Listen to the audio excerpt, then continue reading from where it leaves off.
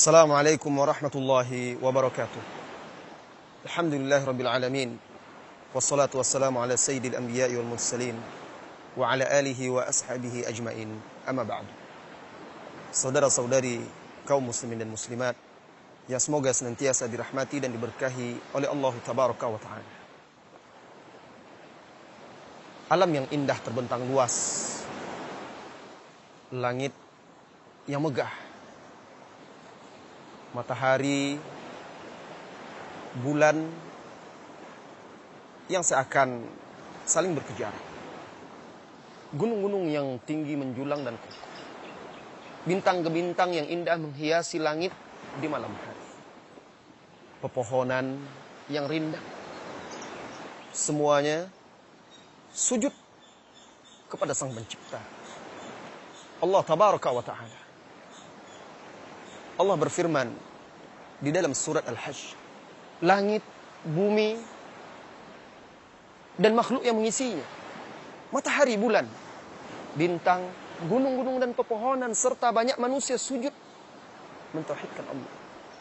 Dan juga banyak dari manusia itu yang berhak mendapatkan azab.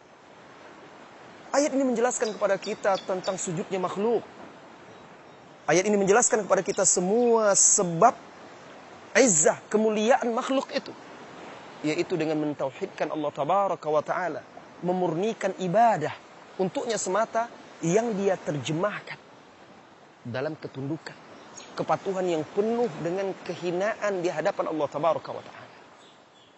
Ayat yang mulia ini, wahai saudara-saudari kaum muslimin dan muslimat, menjelaskan kepada kita sebab yang menjadikan makhluk itu menjadi mulia, yaitu ketika dia mentauhidkan Rabbnya tabaraka wa ta'ala, memurnikan peribadatan, tunduk sujud kepadanya semata, dengan menghinakan diri di hadapannya, penuh pengharapan dan rasa takut. Sebaliknya, tidak ada lagi yang lebih menghinakan serta menjatuhkan derajat makhluk itu di hadapan Allah tabaraka wa ta'ala, melainkan keengganannya untuk sujud kepada Allah, atau karena dia menyekutukan Allah dengan makhluk-makhluknya.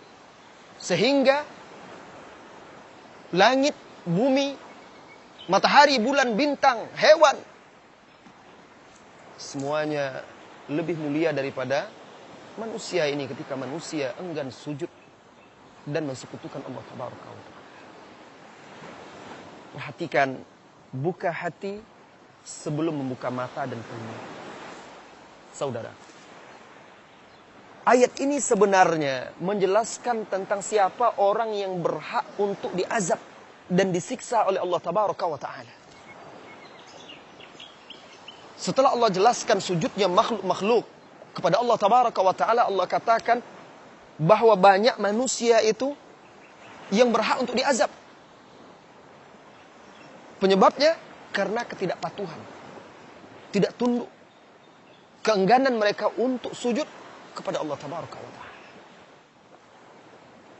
Kemudian perhatikan pula ketika Allah mengungkapkan wa may yuhinillahu fama lahu min mukrim, dan barang siapa yang Allah hinakan,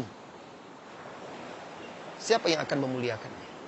Allah tidak katakan barang siapa yang Allah azab, tetapi Allah hinakan. Kenapa? Karena kehinaan yang Allah timpakan itu sebenarnya azab tambahan. Setelah dia diazab, dihinakan lagi. Bisa jadi seseorang itu diazab tetapi dia tetap mulia. Kalau sekarang ada orang yang masuk penjara tetapi dia tidak dihinakan, ini diazab, disiksa oleh Allah tabaraka wa ta'ala, dan juga dihinakan oleh Allah tabaraka wa ta'ala. Saudara-saudari kaum muslimin dan muslimat, syirik, keengganan sujud kepada Allah tabaraka wa ta'ala, menjadikan tandingan-tandingan bagi Allah dari makhluk-makhluk yang diciptakannya, merupakan sebab yang paling menghinakan dan merendahkan manusia. Selain itu ada sebab-sebab yang lain yang bisa merendahkan dan menghinakan manusia. Walaupun derajatnya di bawah kesyirikan, tetapi fenomena kehinaan yang menimpa manusia disebabkan yang satu ini juga tidak kalah banyak, yaitu kehinaan yang disebabkan oleh maksiat. Bisa jadi seseorang itu sekalipun manusia mengagungkannya, manusia memuliakannya, tetapi karena maksiatnya kepada Allah Tabaraka wa Ta'ala, dia adalah orang yang paling hina di hati manusia itu. Cobalah wahai saudara. Bagaimana mungkin seorang hamba itu mengharapkan orang lain menghargai dan menghormati dia, sementara dia tidak mengagungkan dan memuliakan Allah Tabaraka wa Ta'ala?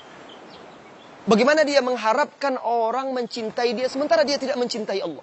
Bagaimana dia mengharapkan orang menjaga batasan-batasan dia? Dia tidak menjaga batasan-batasan Allah Tabaraka wa Ta'ala. Dia meremehkan maksiat kepada Allah Tabaraka wa Ta'ala. Kata Ibnu Qayyim Al-Jauziyah, biqadri mahabbatil abdi lillah. Tergantung kadar kecintaan seorang hamba kepada Allah, maka manusia mencintainya. Sejauh mana manusia takut kepada Allah, maka manusia takut kepadanya. Sejauh mana dia mengagungkan dan memuliakan Allah, sejauh itu pula lah manusia mengagungkan dan memuliakan dia. Lalu Ibnu Qayyim di dalam kitab Al-Jawabul Kafi menjelaskan, barang siapa yang dihinakan oleh Allah, maka siapa lagi yang akan bisa memuliakannya. Dan barang siapa yang dimuliakan oleh Allah, tidak seorang pun yang dapat menghinakan. Saudaraku, kaum muslimin dan muslimat, yang semoga senantiasa dirahmati dan diberkahi oleh Allah Tabaraka wa Ta'ala. Seorang mukmin yang bertauhid, tunduk dan patuh kepada Allah adalah orang yang paling mulia. Sekalipun orang-orang musyrikin, orang munafikin, orang kafir merendahkan dan menghinakan dia. Lihatlah ketika Allah Tabaraka wa Ta'ala membantah orang-orang munafikin. Tatkala mereka berkata, la in raja'na ilal madinati la yukhrijanna al-a'azzu minhal adzal. Apa kata orang-orang munafik? Nanti kalau kita sudah sampai ke Madinah, orang-orang yang paling mulia, maksudnya orang-orang munafik, kata mereka mengaku paling mulia, akan mengusir, mengeluarkan orang-orang yang hina. Menurut mereka yang hina di sini adalah Rasulullah dan kaum muslimin. Akan mereka keluarkan. Lantas Allah bantah, Allah jawab. Apa kata Allah? Walillahi izzah, walillahil izzah, wali rasulihi, walil mu'minin, walakinnal munafiqina la ya'lamun. Hanya milik Allah lah kemuliaan itu, milik Rasulnya, milik orang-orang yang beriman. Tetapi orang-orang munafik itu tidak paham. Apa kata Ibnu Qayyim? Wallah, benar demi Allah, mereka itu tidak mengetahui siapa sebenarnya yang benar-benar mulia. Lihat Allah Tabaraka wa Ta'ala berfirman, wala tahinu wala tahzanu. Jangan kalian merasa hina, jangan kalian sedih. Wa antumul a'launa, dan kalianlah yang lebih mulia, yang lebih tinggi, in kuntum mu'minin. Seorang mukmin sejati, maka dia adalah seorang yang mulia. Kenapa tidak? Dia bergantung kepada zat yang maha mulia. Seorang mukmin sejati adalah orang yang paling terhormat. Kenapa tidak? Dia berdiri di atas manhaj yang paling lurus. Seorang mukmin sejati adalah orang yang paling mulia, paling berharga, paling bernilai, karena suri tauladannya adalah Rasulullah sallallahu alaihi wasallam, manusia paling mulia dan paling agung. Terakhir wahai saudaraku, Ibnu Taimiyah rahimahullahu taala, Syekhul Islam Ibnu Taimiyah rahimahullahu taala menjelaskan tentang sebab kemuliaan, bahwa kemuliaan yang sesungguhnya itu adalah al-karamah fi luzumil istiqamah. Kemuliaan yang sesungguhnya adalah dengan menjaga keistiqomahan. Dan Allah tidak memberikan kepada hambanya kemuliaan yang lebih agung, yang lebih besar daripada tunduk, patuh, taat kepada Allah dan Rasulnya serta mencintai wali-walinya. Maka jangan sampai menjadi lebih hina daripada langit dan bumi. Jangan sampai lebih hina dari matahari dan bulan. Jangan lebih rendah daripada bintang-bintang. Jangan lebih rendah dari gunung, pohon. Bahkan jangan menjadi lebih rendah daripada binatang-binatang dan hewan. Mereka semuanya sujud kepada Allah Tabaraka wa Ta'ala. Buktikan tauhid kita. Buktikan penghambaan diri kita dengan memurnikan peribadatan. Hanya tunduk dan patuh kepada Allah Tabaraka wa Ta'ala.